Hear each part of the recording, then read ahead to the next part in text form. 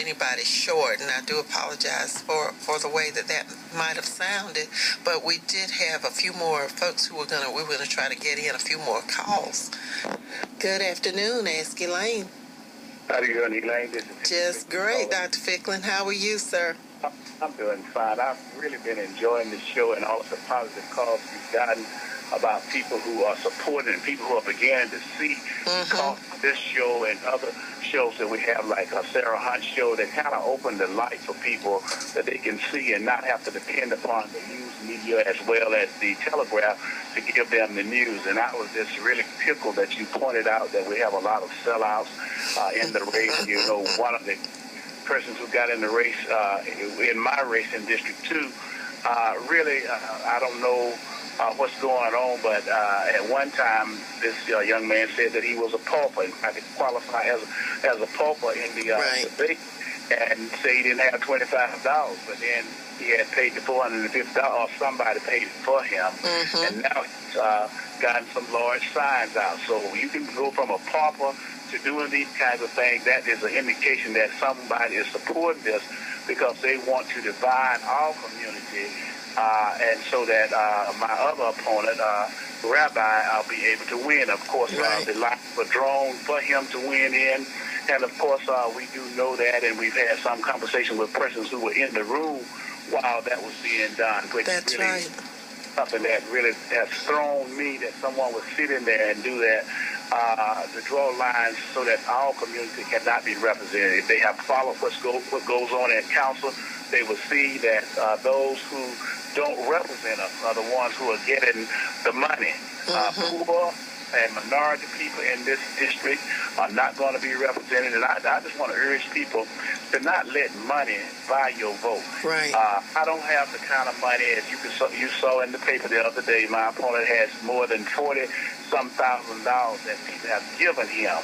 And he's going to be putting a lot of ads on the TV, I'm sure, and paying people to do things that he's already paid. He even brought some of my campaign workers over to work in his campaign, as well as there's probably going to be many mail-outs coming out to people in the community. And I just want to let you know, don't let money buy your vote. Right, and we have proven record in David Lucas and Miriam Parrish. He had over $200,000. And I don't think David had 20. Had 20. And the people decided that this is what we're going to do. And I hope that people continue to keep that mindset and vote for persons that you know have stood up for you and have represented you in the past. My city report is this, Ms. Lucas, is that really we didn't have a meeting this week. And, of course, I think everybody's kind of getting in campaign mode after the qualifications that caused some other people to re-enter the race. And we have 2 additional people in the race now. Of course, they're in the races where they wanted people to be. And, of course, in all races, they thought that they had done it, and they got the money to try to support those persons they're trying to get us out of government. But I hope and pray that the people will see beyond this and go and vote like their hearts say vote. And, of course, I believe that they'll vote to support both you and I, because we have stood when we have nothing to gain. I mean, we haven't people been trying to get money from people.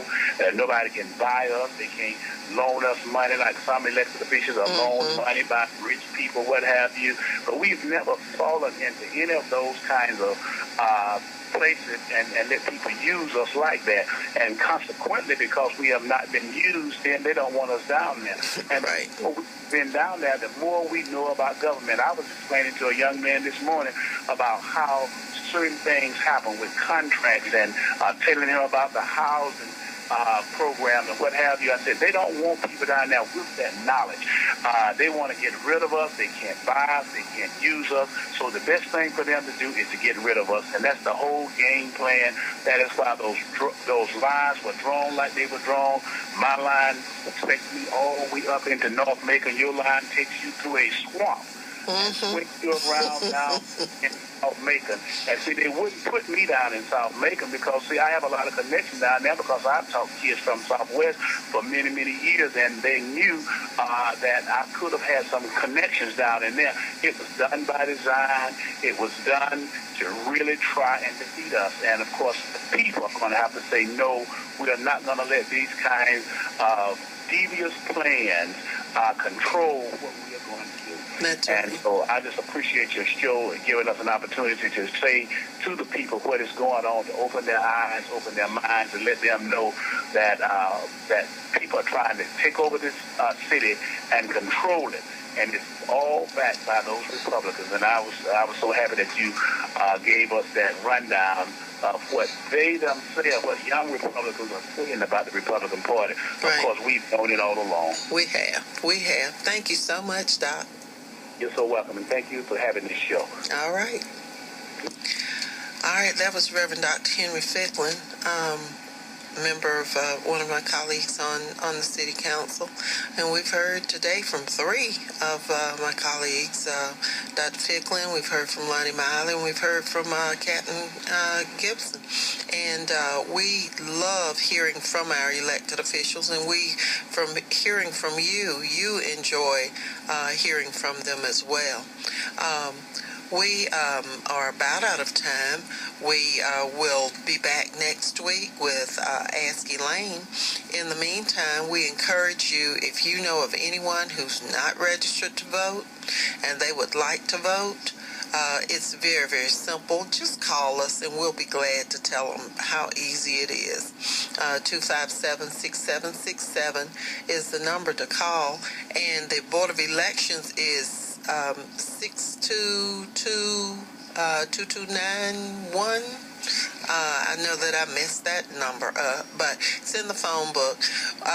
You've been listening to Ask Elaine. This is your voice at City Hall, Councilwoman Elaine Lucas.